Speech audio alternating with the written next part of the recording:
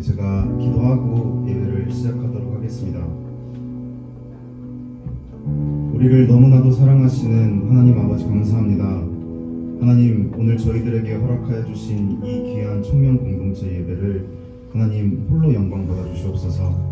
아버지, 오늘 저희들 이 귀한 자리 가운데 나와왔사옵나이다. 아버지, 저희들 나올 때 저희들 세상 앞에 가지고 있었던 근심 걱정들, 저희들이 얽매여 있는 그 모든 것들 다 내려놓고 지금 이 시간만큼은 하나님 한 분만 바라보게 하여 주시옵소서. 아버지, 예배를 드리기가 너무나 힘든 상황입니다. 그러나 저희들 이 상황 가운데 불복하지 않고 이 상황에 저희들 주저앉지 아니하고 저희들 하나님께 기도로 주님의 뜻을 구하고 저희들 예배 드리려고 발버둥 치고 있습니다. 발버둥 치고 있는 우리 한 명 한 명 청년 여러분들의 그 노력들을 주님께서 알아주시고 저희들 이렇게 하나님 앞에 나아오려고 노력했을 때에 하나님 저희들의 마음을 위로하시고 저희들에게 말씀하시고 예배를 통하여서 큰 은혜 허락하여 주시옵소서. 예배를 준비하는 손길들이 있습니다. 하나님께서 그 손길들 기억하여 주셔서 그들을 통하여서 예배가 더욱더 풍성하게 하여 주옵시고 그들을 통하여서 하나님 이곳 가운데 찾아와 주시옵소서. 섬기는 이들에게 하나님께서 더 없는 그 은혜와 사랑을 허락하여 주옵시고 그들의 섬김을 통하여서 이 청년들이 사랑을 품고 먼저 나아가 섬기려 하는 우리 한 명 한 명의 청년들이 되게 하여 주시옵소서. 아버지, 이제 예배를 시작합니다. 저희들의 마음을 열어주시고 열린 저희들의 마음 가운데 하나님의 말씀의 씨앗을 마음껏 뿌려주시고 그 씨앗 잃지 않도록 하나님께서 지켜주세요. 감사드리며 예수님의 이름으로 기도드립니다.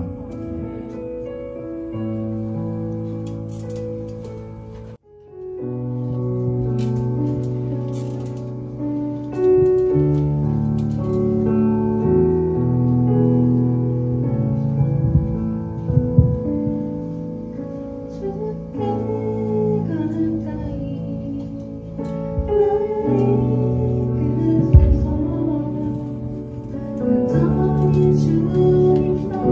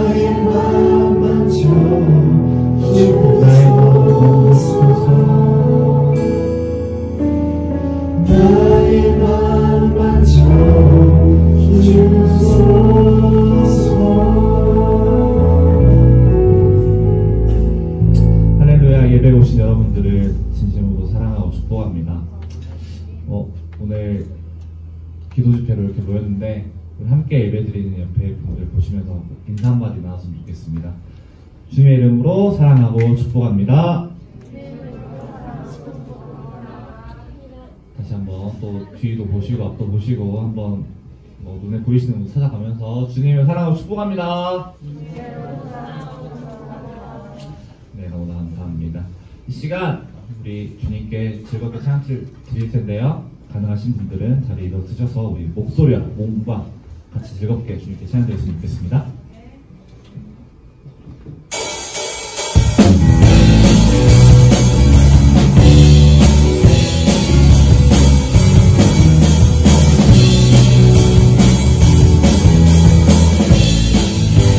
주의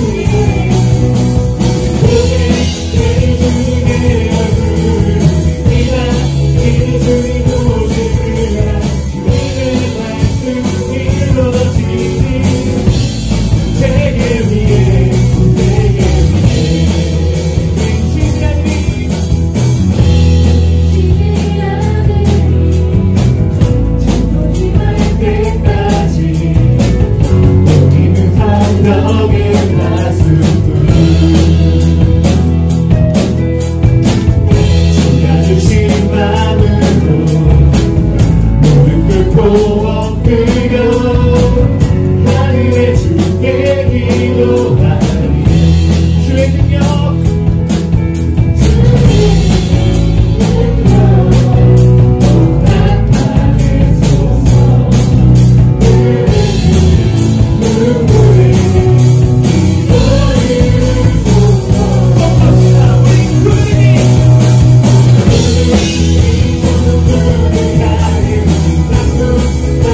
Thank you.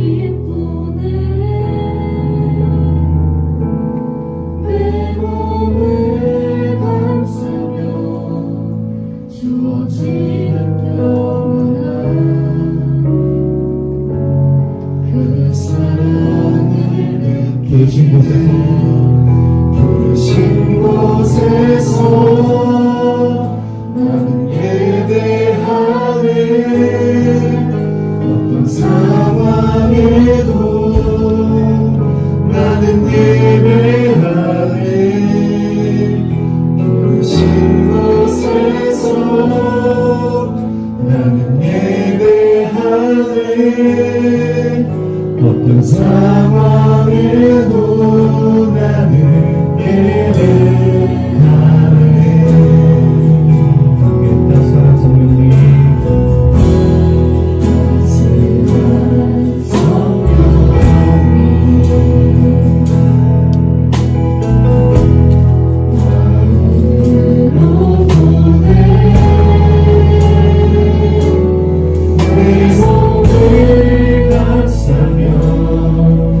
주어지는 평안아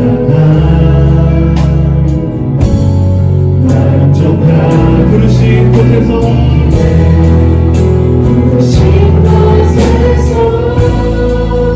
나는 예배하네. 어떤 상황에도 나는 예배하네.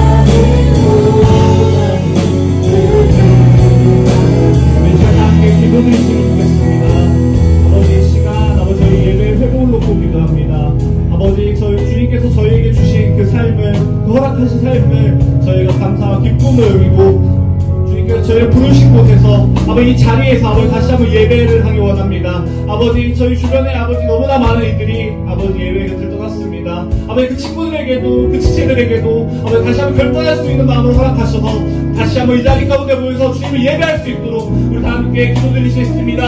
그러면서 감사드립니다. 주님 시간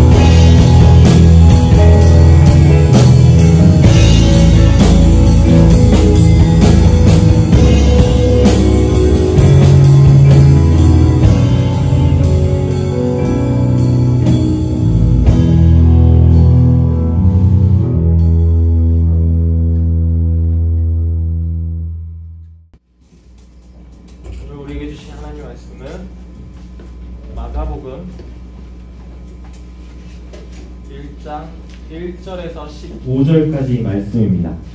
마가복음 1장 1절에서 15절까지 말씀입니다. 여기 소책자에도 말씀이 적혀져 있거든요. 여기 보셔도 될 것 같습니다. 3페이지에 나와 있고요. 또 성경책에서는 신약성경 53페이지입니다. 우리 함께 마가복음 1장 1절에서 15절까지 말씀 우리 함께 봉독하도록 하겠습니다. 하나님의 아들 예수 그리스도의 복음의 시작이라. 선지자 이사야의 글에 보라, 내가 네 사자를 내 앞에 보내노니 그가 내 길을 준비하리라. 광야에 외치는 자의 소리가 있어 이르되 너희는 주의 길을 준비하라. 그의 오실 길을 굽게 하라. 기록된 것과 같이 세례 요한이 광야에 이르러 죄 사함을 받게 하는 회개의 세례를 전파하니 온 유대 지방과 예루살렘 사람이 다 나아가 자기 죄를 자복하고 요단강에서 그에게 세례를 받더라. 요한은 낙타털 옷을 입고 허리에 가죽띠를 띠고 메뚜기와 석청을 먹더라. 그가 전파에 이르되 나보다 능력 많으시니가 내 뒤에 오시나니 나는 굽혀 그의 신발끈을 풀기도 감당하지 못하겠노라. 나는 너희에게 물로 세례를 베풀었거니와 그는 너희에게 성령으로 세례를 베푸시리라. 그때 예수께서 갈릴리 나사렛으로부터 와서 요단강에서 요한에게 세례를 받으시고 곧 물에서 올라오실새 하늘이 갈라짐과 성령이 비둘기같이 자기에게 내려오심을 보시더니 하늘로부터 소리가 나기를 너는 내 사랑하는 아들이라. 내가 너를 기뻐하노라 하시니라. 곧 예수를 광야로 몰아내신지라. 광야에서 40일을 지내시면서 사탄에게 시험을 받으시며 들짐승과 함께 계시니 천사들이 수종들더라. 요한이 잡힌 후 예수께서 갈릴리에 오셔서 하나님의 복음을 전파하여 이르시되 때가 찼고 하나님의 나라가 가까이 왔으니 회개하고 복음을 믿으라 하시더라. 아멘. 이번 주부터 3주 동안 8월이란 이 한 달이라는 시간을 통해서 조금은 특별하게 회복이라는 주제를 가지고 말씀을 전하고자 합니다. 회복하면 떠오르는 것이 무엇이 있을까요? 코로나로 힘들어하는 지금 회복이라는 것은 단순히 다시 예전처럼 돌아가는 것 그 이상으로 우리에게 중요한 것은 가장 건강했던 모습, 그 모습을 회복하는 것입니다. 예를 들어 아픈 사람이 있습니다. 아픈 사람이 바라야 하는 것은 아팠던 옛 모습이 아니라 건강한 모습으로 회복하는 것입니다. 교회도 마찬가지입니다. 교회는 단지 모여서 예배를 드리는 것으로 그치는 장소로서의 예배 교회가 아니라 교회가 교회다운 세상의 소금과 빛의 역할을 하는 그 교회의 모습을 회복해야 하는 것입니다. 그렇다면 우리는 어떤 모습을 회복해야 할까요?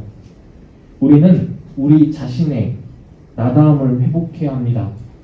그리스도인에게 가장 중요한 시기는 바로 청년의 때입니다. 이 시기에 가장 중요한 이유는 나다움이 무엇인지 마주할 수 있기 때문에 더욱더 그렇습니다. 그리고 나의 가치관을 분명히 할 수 있는 게 그리고 이 배움의 시기가 바로 이 청년의 때에 이루어지기 때문입니다. 이 나다움이라는 이 가치를 회복하는 것은 바로 나라는 가치관의 회복이기도 합니다. 세상을 바라보는 관점이라고 이야기할 수 있습니다.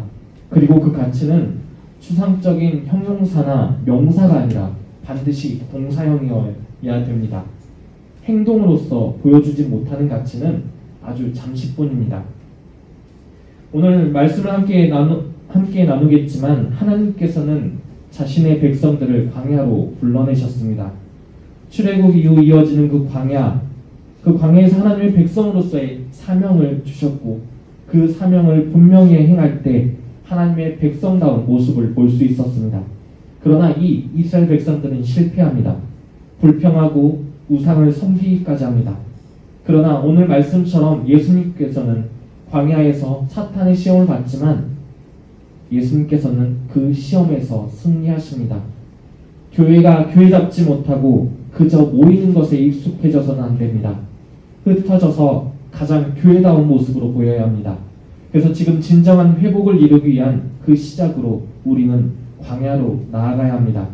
다시 광야로 나아가 회복을 위한 순종, 회복을 위한 고난과 역경을 마주해야 할 것 같습니다. 저는 참 함께라는 단어를 참 좋아합니다. 모이는 것이 좋고 또 모이는 것이 공동체에 있어서 가장 중요한 가치라고 믿고 있습니다. 그러나 지금 이 순간 우리에게 가장 필요한 것은 한 사람의 자기다움을 회복하는 것입니다. 그 한 사람의 회복이 세상을 변화시킬 수 있습니다. 오늘 본문 말씀으로 돌아가 보도록 하겠습니다. 오늘 마가복음 1장 1절 말씀을 같이 한번 읽어보도록 하겠습니다. 하나님의 아들 예수 그리스도의 복음의 시작이라. 아멘.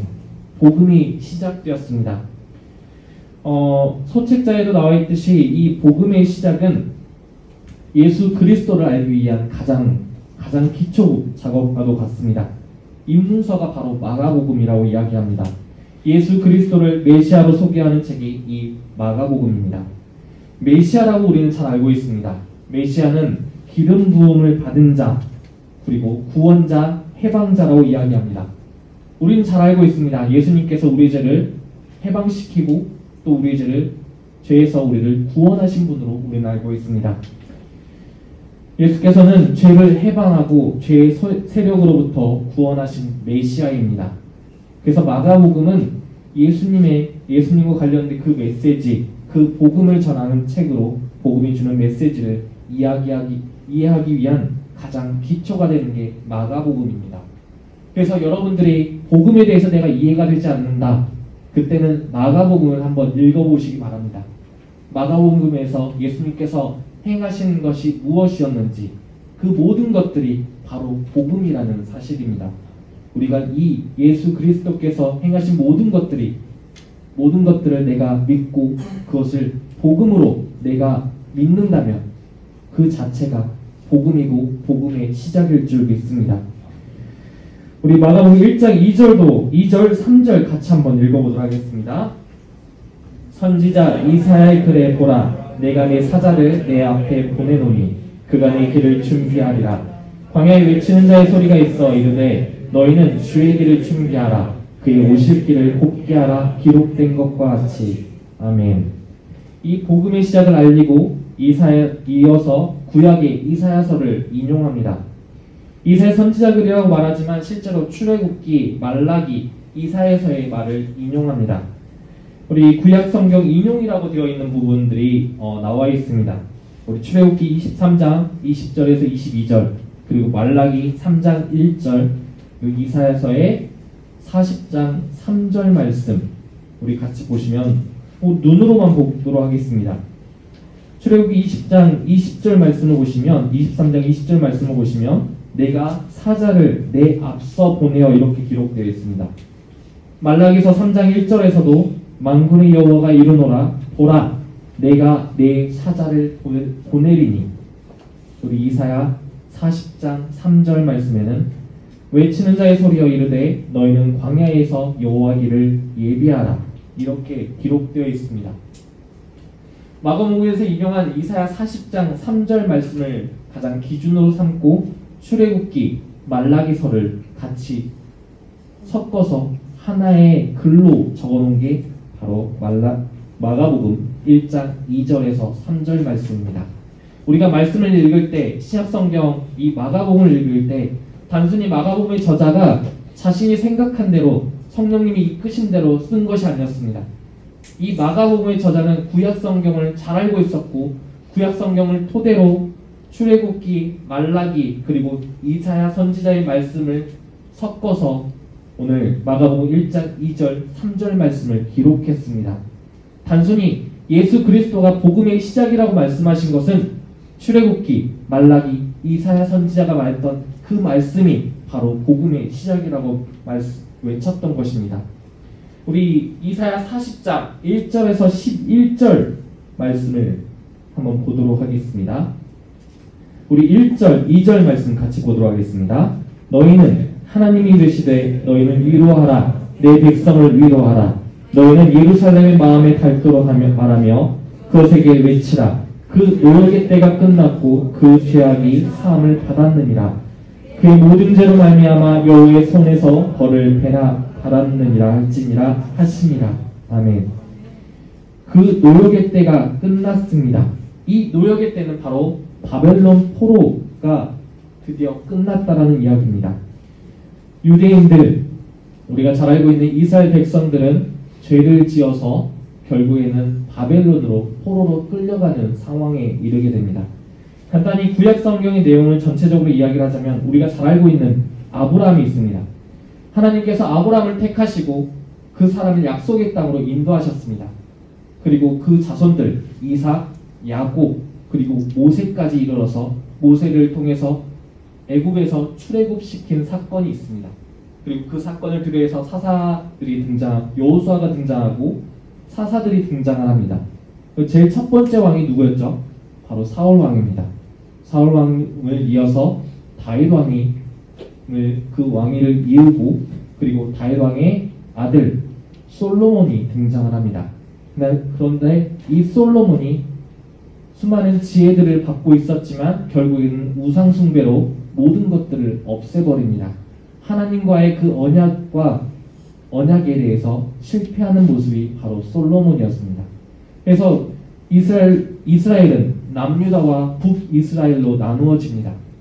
그리고 결국에는 이 바벨론으로 포로 생활까지 하는 그 지경에 이르렀습니다.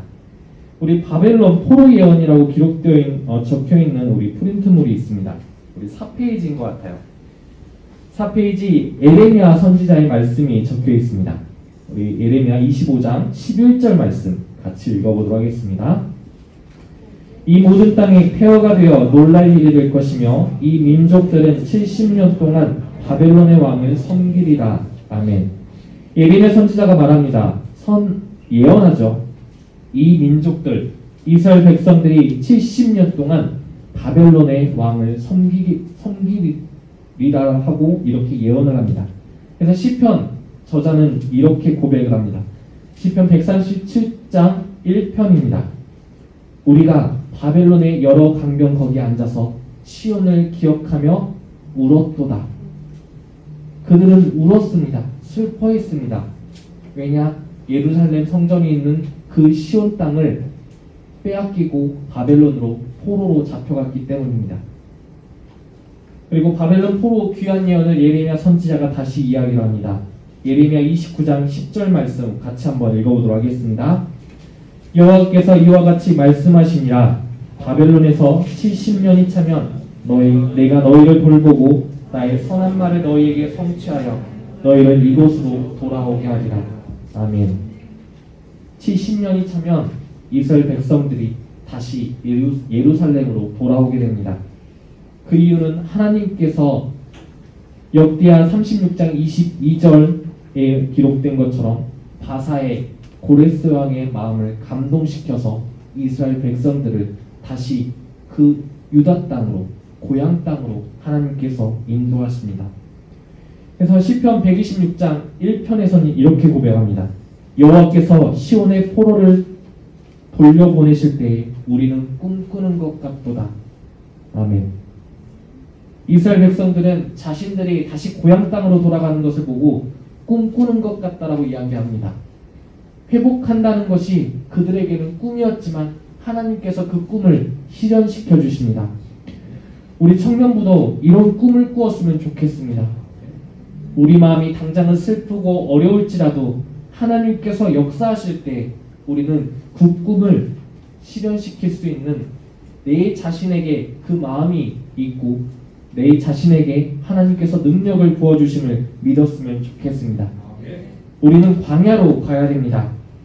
오늘 마가복음 1장 3절, 4절 말씀에 광야라는 단어가 2번 등장합니다. 그리고 12절, 13절에도 2번 등장합니다. 세례요한이 광야에서 외칩니다. 그리고 죄사함을 받게 하는 회개의 세례를 받으라고 이야기를 합니다. 그리고 12절, 13절 말씀에는 예수 그리스도께서 성령님께서 광야로 몰아내시고 광야에서 40일 동안 사탄에게 시험을 받으시는 내용이 있습니다. 한 페이지 넘겨보시면 하나의 지도가 등장할 것 같습니다. 혹시 잘 보이시나요? 바벨로니아라고 하는 데가 보이시나요? 오른쪽에 조금은 큰 글씨로 되어 있습니다. 바벨로니아라고 있고 왼편에 유다 땅이라고 하는 데가 있습니다. 유다, 에돔, 모압이 이렇게 있습니다. 유다 땅에 살고 있던 이스라엘 백성들이 바벨로니아 이 땅으로 포로로 잡혀갔습니다. 그리고 그 사이에 있는 지역이 하나 있습니다. 정말 조그맣게 보이는데 혹시 보이시나요? 자세히 보시면 아라비아 사막이라는 곳입니다. 바로 광야입니다. 이 세례 요한 광야에서 주의 길을 예비하라, 이 말씀이 그냥 허투루 말하는 것이 아니라 유다 땅과 바벨로니아 그 지역에 있는 이 광야 땅을 두고 말씀하신 내용입니다. 세례 요한이 이야기를 합니다. 이제 때가 찼고 이제 바벨론에서 유다 땅으로 다시 돌아갈 수가 있습니다.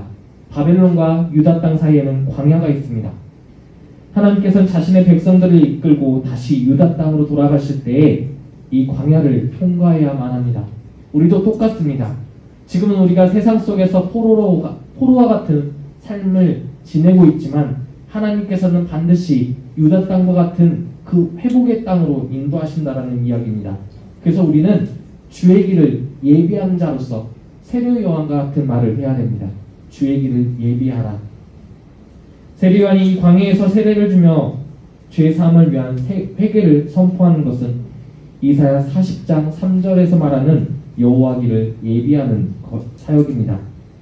이 사역은 마찬가지로 바벨론 포로 생활의 끝이라고 이야기를 합니다. 그래서 이 세례 요한이 선포했던 말씀은 구원의 말씀이고 해방의 말씀입니다. 다시 말하면 새 출애굽이 시작됐다라는 것을 이야기를 합니다. 우리 바벨론의 지도를 잠깐 보시고 이사야서 40장 1절에서 11절까지 기록된 말씀이 있을 것입니다. 네, 한번 그걸 같이 보도록 하겠습니다. 우리 바벨로니아를 기점으로 해서 위쪽으로, 좌측으로 좀 위로 올라가죠. 그리고 아래로 내려갑니다. 그 말씀이 이사야서 40장 3절 그리고 4절, 이 말씀이 바로 이 광야의 바벨로니아에서 유다 땅으로 돌아가는 그 길을 묘사한 것입니다. 우리 이사야서 40장 3절에서 4절까지 우리 같이 한번 읽어보도록 하겠습니다. 외치는 자의 소리여 이르되 너희는 광야에서 여호와 길을 예비하라. 사막에서 우리 하나님의 대로를 평탄하게 하라. 골짜기마다 도두어지며 산마다 언덕마다 낮아지며 고르지 아니한 곳이 평탄하게 되며 험한 곳이 평지가 될 것이요. 아멘. 그리고 9절 말씀도 같이 읽어보도록 하겠습니다. 아름다운 소식을 시온에 전하는 자여 너는 높은 산에 오르라. 아름다운 소식을 예루살렘에 전하는 자여 너는 힘써 소리를 높이라. 두려워하지 말고 소리를 높여 유다의 성읍들에게 이르기를 너희 하나님을 보라 하라. 아멘. 우리가 방금 지도에서 본 것처럼 바벨로니아에서 유다 땅으로 가기까지는 아라비아 사막을 거쳐야 되고 위로 올라가게 되면 수많은 골짜기들이 있습니다. 하나님께서 이 성경 말씀을 보고 말씀하실 때 모든 골짜기가 낮아지고 산들이 낮아지고 평탄한 그 길이 바로 유다 땅, 거기서 탄생하신 예수 그리스도가 가장 아름다운 소식이라고 이야기를 하고 있는 것입니다. 우리의 삶이 가장 어렵고 힘들고 지칠지라도 예수 그리스도께서 복음의 시작이라고 말하는 그 순간 우리에게는 이미 복음이 주어졌습니다. 여러분들이 이 복음을 놓치지 않고 간직하고 기억하고 이 복음으로 여러분들의 삶을 이루어가는 우리 모두가 되었으면 좋겠습니다. 그래서 이 출애굽 사건을 이스라엘 백성들이 다시 해석을 합니다. 우리는 출애굽 사건들을 우리는 잘 알고 있습니다. 하나님께서 가장 분명하게 이스라엘 백성들에게 역사하신 그 사건이 바로 출애굽 사건입니다. 그래서 소책자를 보시면 12장 2절 말씀, 이 달을 너희에게 달의 시작 곧 해의 첫 달이 되게 하라라고 말씀하십니다. 왜 첫 달이 되게 되라고 말씀하신 그 이유는 출애굽 역사가 이스라엘 백성들에게는 가장 첫 번째이기 때문입니다. 그리고 12장 51절 말씀처럼 바로 그날에 여호와께서 이스라엘 자손을 그 무리대로 애굽 땅에서 인도하여 내셨더라. 아멘. 이 출애굽이 바로 역사의 이스라엘 백성들의 그 역사의 첫 시작입니다. 어쩌면 복음의 시작인 것과 마찬가지로 이스라엘 백성들에게는 이 출애굽이라는 역사가 그들에게는 복음의 시작이었습니다. 그래서 출애굽을 하고 광야에서 하나님께서는 안식일을 주십니다. 십계명이라는 계명을 허락하시죠. 그러면서 이렇게 이스라엘 백성들에게 늘 기억하게 하십니다. 출애굽기 20장 1절에서 3절, 그리고 신명기 5장 6절에서 7절까지 말씀 우리 같이 한번 읽어보도록 하겠습니다.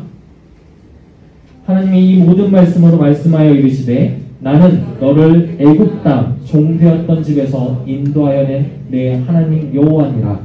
너는 나 외에는 다른 신들을 내게 두지 말라. 신명기입니다.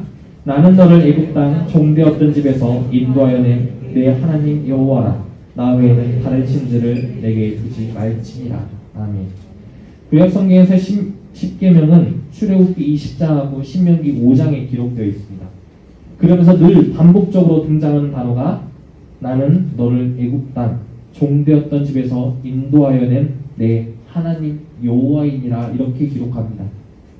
이스라엘 백성들이 잊지 말아야 될 것이 바로 이 출애굽 사건이었습니다.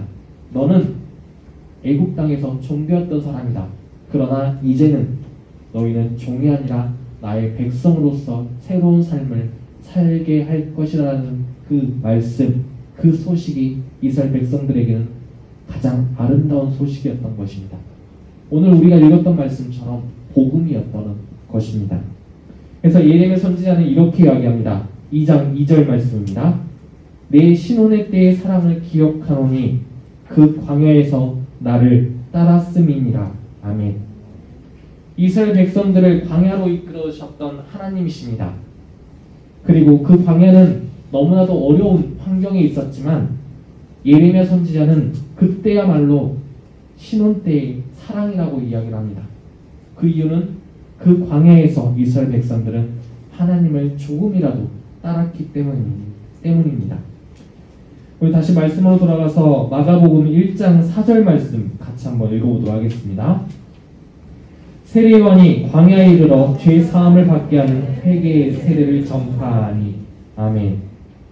우리 소책자에 나와 있는 것처럼 당시 유대인들은 가나안 땅, 유대 땅에 살고 있었습니다. 그러나 로마라는 그 국가의 주권을 빼앗긴 상태에 놓여 있었습니다. 이들에게 광야에서 베푸는 세례 요한의 회개의 세례는 이스라엘의 주권을 회복을 위한 여호와의 길을 예비하는 행위로 여겨졌습니다. 모세를 따라 광야로 나간 자신들의 조상처럼 많은 유대인들이 세례 요한을 따라 광야로 나아갑니다. 그래서 광야는 하나님의 인도하심을 경험한 장소였습니다. 우리는 흔히 회개라고 이야기를 하면 여러분들에게 회개하라고 이야기를 하면 조금은 불편합니다. 저 역시도 마찬가지입니다. 회개라는 게 너무나도 조금 불쾌하게 여겨질 때가 있고 불편하게 여겨질 때가 있습니다. 그러나 하나님께서 나를 부르실 때 제일 첫 번째는 바로 회개입니다. 우리가 기도하는 그 순간에도 제일 먼저 해야 될 것은 감사기도도 찬양도 물론 중요하지만 내가 하나님 앞에 나아가기 위해서는 죄의 사함을 받기 위해서 회개의 기도가 필요합니다. 오늘 레위기 26장 38절에서 43절까지 말씀이 소책자에 기록되어 있습니다. 타이틀이 죄의 고백은 곧 회복이라는 타이틀로 제가 잡아봤습니다. 참 이스라엘 백성들은 참 놀라운 게 이 말씀을 통해서 볼 수가 있습니다. 레위기 26장 38절에서부터 43절까지 말씀은 죄에 대해서 언급을 하고 그리고 회복에 대해서 언급을 합니다. 그러면서 우리 생선 아시죠? 생선을 보면 가장 맛있는 부위가 어디죠? 몸통이라고 말씀하셔야 됩니다. 제일 중요한 것이 몸통입니다. 26장 38절에서 39절까지 말씀을 보시면 레위기 26장 38절에서 39절까지 말씀을 보시면 자기 죄로 말미암아 그 조상의 죄로 말미암아 그 조상같이 쇠잔하리라. 한마디로 말하자면 너희의 죄 때문에 너희는 망할 것이다 이렇게 기록됩니다. 그리고 제일 끝에 43절입니다. 그들이 내 법도를 싫어하고 내 규례를 멸시하였으므로 그 땅을 떠나서 사람들이 없을 때에 그 땅은 황폐하여 안식을 누릴 것이요 그들은 자기 죄악의 형벌을 기쁘게 받으리라. 한마디로 내 법도, 하나님의 법도와 규례를 멸시했으니까 너희들은 죄값을 당연하게 받을 것이다 이야기를 합니다. 제일 첫 부분, 머리 부분하고 끝부분, 꼬리 부분은 죄에 대해서 이야기를 합니다. 죄의 결과에 대해서 이야기를 하죠. 그리고 제일 중요한 26장, 레위기 26장 40절에서 42절까지 말씀 우리 한번 읽어보도록 하겠습니다. 그들이 나를 거스른 잘못으로 자기 죄악과 그들의 모든 죄악을 자복하고 또 그들이 내게 대항함으로 나도 그들에게 대항하여 내가 그들을 땅으로 끌어갔음을 깨닫고 그 할례받지 아니한 그들의 마음이 낮아져서 그들의 죄악의 형벌을 기쁘게 받으며 내가 야곱과 맺은 내 언약과 이삭과 맺은 내 언약을 기억하며 아브라함과 맺은 내 언약을 기억하고 그 땅을 기억한다. 아멘.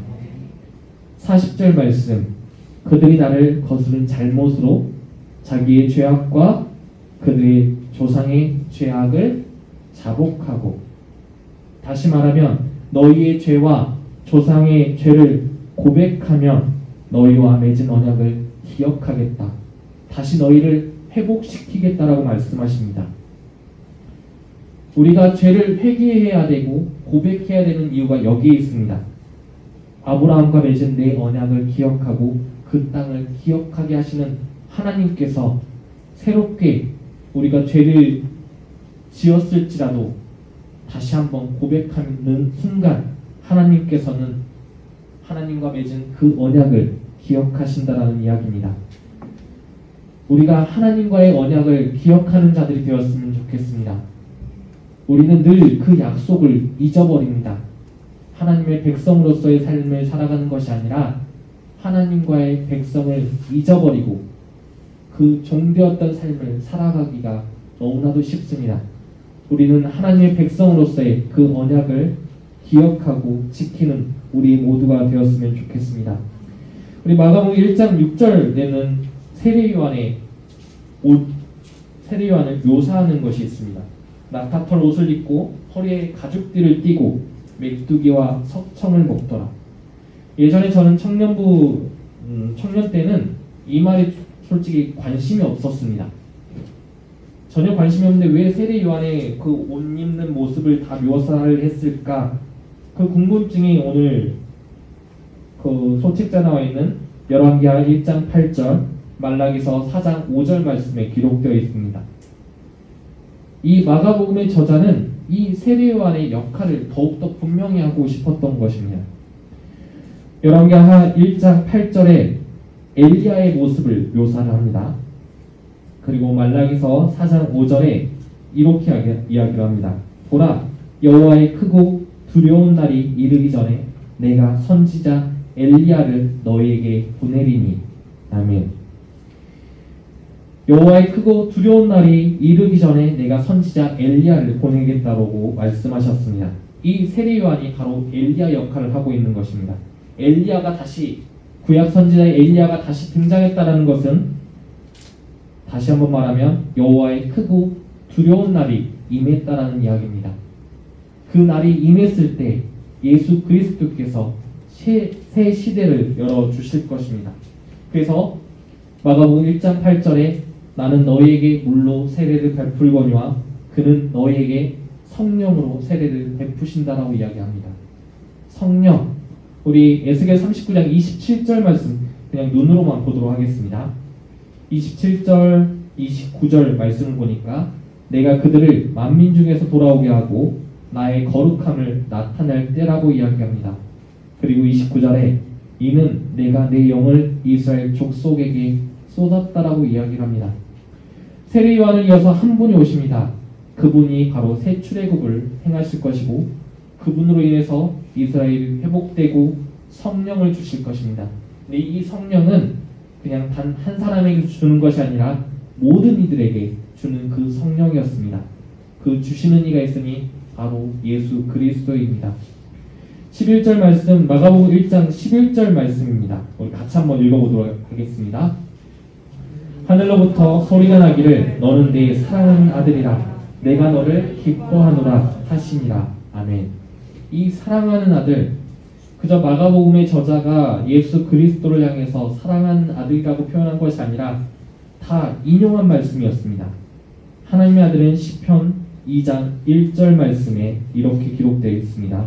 2장 1절 여호와와 그의 기름 부음 받은 자, 그리고 7절 말씀에 내가 여호와의 명령을 전하노라 여호와께서 내게 이르시되 너는 내 아들이라. 아멘. 이렇게 기록되어 있습니다. 이 아들, 시편 2장 1절에서 9절까지 나와 있는 이 말씀에서 이 아들은 기름 부음 받은 자, 메시아입니다. 하나님께서 직접 세우신 왕으로서 이 아들은 메시아이고 그리스도라 불려집니다. 다시 마가복음으로 돌아가면 하나님께서 예수 그리스도를 나의 아들로 부르시고 사랑하는 아들이라고 이야기를 합니다. 그래서 예수 그리스도는 하나님께서 예수에 대해서 정체를 바로 알려주십니다. 너희가 따라야 될 구원자이고 해방자가 바로 예수 그리스도라는 이야기입니다. 그래서 내가 기뻐하노라라고 이야기를 합니다.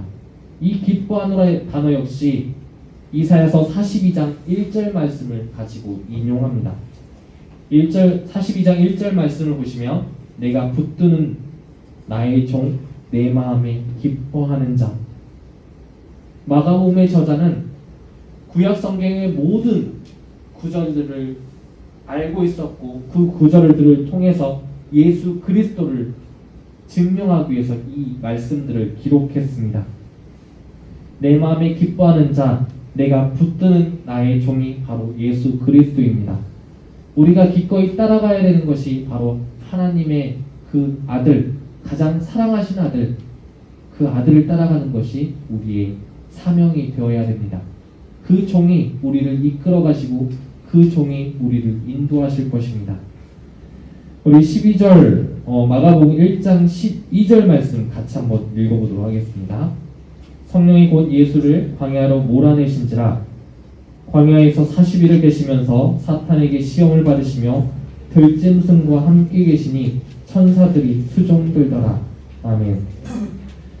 옛 출애굽 때나 새 출애굽 때나 모두 광야는 모두 시험의 장소입니다. 이스라엘 백성들처럼 예수님께서도 똑같이 광야에서 시험을 받으십니다. 전에도 말씀드렸다시피 이스라엘 백성들은 그 광야에서 시험에 실패합니다. 하지만 예수님께서는 그와 다르게 광야에서 시험을 승리하시며 들짐승과 함께 계십니다. 이 들짐승과 함께 하시는 모습은 이사야 11장에 기록되어 있습니다.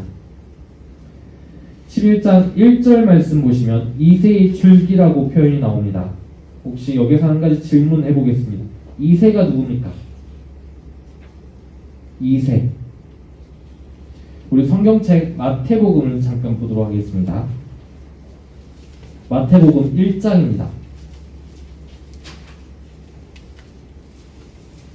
마태복음 1장 6절 말씀 같이 한번 읽어보도록 하겠습니다. 마태복음 1장 6절입니다. 다 찾으셨나요? 같이 한번 읽어보도록 하겠습니다. 이새는 우리아의 아내에서 솔로몬을 낳고. 이새. 여기서 이새의 줄기는 바로 다윗 계열입니다. 다윗의 아버지가 이새입니다. 이새를 통해서 하나의 메시아를 보내는데 그게 바로 다윗의 자손입니다. 그래서 우리는 예수 그리스도를 다윗의 자손이라고 이야기를 합니다. 그 이유가 이사야서 11장 1절 말씀 때문에 그렇습니다. 이새의 줄기에서 2절 영이 강림하시리니 3절 그가 여호와를 경외함으로 즐거움을 삼을 것이며 그의 눈에 보이는 대로 심판하지 아니하며 그의 귀에 들리는 대로 판단하지 아니하며 4절 공의로 가난한 자를 심판하며 정직으로 세상의 겸손한 자를 판단할 것이며 그의 입에 막대기로 세상을 치며 그의 입술의 기운으로 악인을 죽일 것이며 공의로 그의 허리띠를 삼으며 성실로 그의 몸에 띠를 삼으리라. 예수 그리스도의 사역을 이렇게 미리 이사야 선지자는 예언했습니다. 그리고 그 예언한 대로 예수 그리스도께서 공의와 정의를 직접 이 땅에 실현시키시는 분으로 등장했습니다. 우리의 모든 것들을 해방시킨 분이 바로 이사야 선지자가 예언했던 그 사람이었습니다. 그리고 6절에서 8절까지 말씀을 그냥 눈으로만 보시면 우리가 잘 알고 있는 말씀입니다.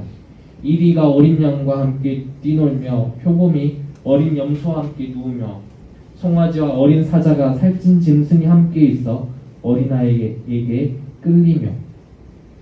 우리 마가복음 1장 13절 말씀처럼 들짐승과 함께 계신 모습이 있습니다. 괜히 이렇게 기록된 것이 아니라 이사야 선지자의 그 예언한 대로 그 말씀을 그대로 이렇게 적었던 것입니다. 이 이사야 선지자의 이 그때는 바로 해방하는 그때입니다.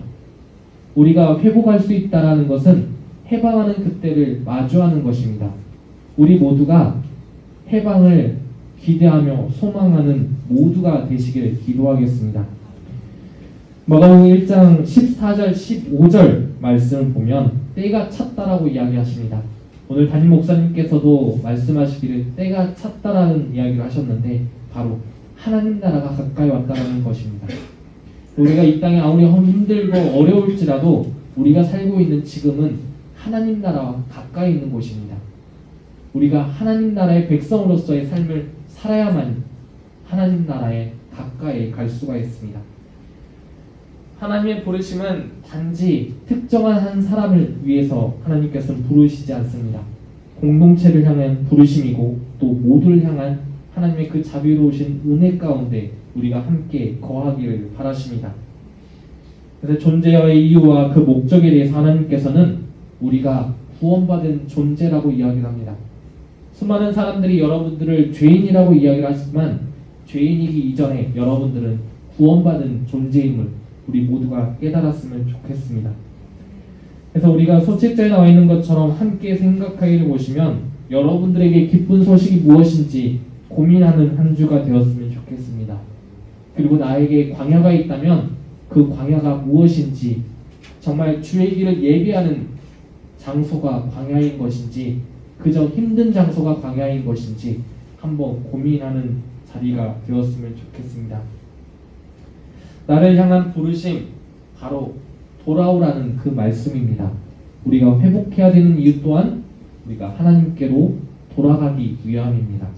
그 이유는 하나님 나라가 가까이 왔고 그 부르심은 하나의 명령으로서 우리에게 주어졌다는 사실입니다. 그 부르심은 그냥 단지 나를 위한, 한 사람을 위한 그 부르심이 아니라 모든 사람을 위한 부르심을 임을 깨닫고 한 주간을 이 부르심 가운데 회복을 위한 우리 모두가 되길 기도하겠습니다. 우리 같이 이 시간에는 우리가 통성 기도로 정말 잠잠히 기도하셔도 좋겠습니다. 조금 특별하게 우리가 기도할 텐데요. 소책자에 나와 있는 것처럼 내가 하나님 앞에 바로 서 있는지, 정말 내가 하나님 앞에 순종하고 있는지 정말 함께 기도했으면 좋겠습니다. 두 번째로는 나의 공동체를 위해서 기도했으면 좋겠습니다. 내가 정말로 공동체와 함께하고 있는 것인지, 그저 함께하면서도 나만 생각하는 것은 아닌지, 함께하면서도 소외받는 이들이 있음을 우리는 알고 있습니다. 그 모두를 위해서 정말 참된 회복을 꿈꾸는 우리가 되는 그 모든 우리의 기도가 되었으면 좋겠습니다. 우리 이 시간 주여 외치면서 이 두 가지 제목, 나를 돌아보고 또 공동체를 돌아보는 그 두 가지 기도 제목을 가지고 우리 같이 기도하는 시간 갖도록 하겠습니다. 우리 다 같이 주여 외치고 기도하시겠습니다. 주여! 하나님 감사합니다. 돌아보는 시간이 되었으면 좋겠습니다. 내가 하나님 앞에 무엇을 했는지, 내가 하나님 앞에 순종하고 있는지, 오직 예배 드리는 것으로 끝나는 것이 아니라 내가 진정으로 하나님을 순종하고 있는지, 하나님과 만나고 있는지 우리 이 시간 우리가 이 시간 하나님 앞에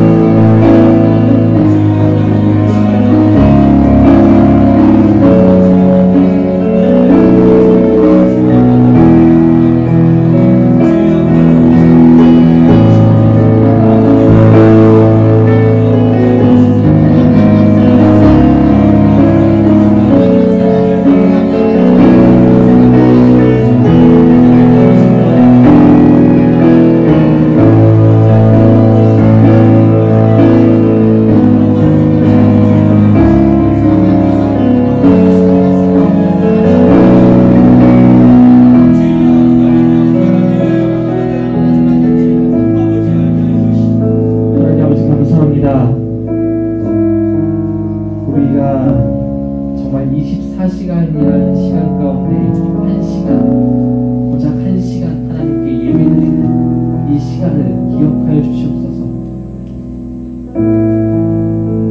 하나님께서는 회개하고 복음을 믿으라는 말씀을 우리에게 주셨습니다. 회개하고 복음을 믿으라. 정말 간단하면서도 명확한 말씀입니다. 우리가 주님 앞에 회개하고 주님께서 주신 그 복음을 믿으며 견뎌내는 우리 모두가 되기를 바랍니다. 지금이 아니면 다시는 회복할 수가 없습니다. 지금이 아니면 우리가 돌이킬 시간도 복음을 믿을 시간도 우리에게 더 이상 주어지지 않습니다. 오늘 이 시간, 우리에게 허락한 이 시간을 통하여서 주님께 회개의 기도와 찬양의 기도를 드리오니 우리의 기도를 받아주시고 우리를 인도하여 주시옵소서. 그리고 한 주간의 삶도 우리가 기꺼이 하나님의 백성으로서의 그 삶을 감당하는 하나님께 청년 모두가 되기를 우리 주 예수 그리스도의 이름으로 기도드립니다. 아멘. 우리 함께 주기도문으로 예배 마치도록 하겠습니다. 하늘에 계신 우리 아버지여, 이름이 거룩히 여김을 받으시오며 나라의 임하시오며 뜻이 하늘에서 이루어진 것 같이 땅에서도 이루어지이다.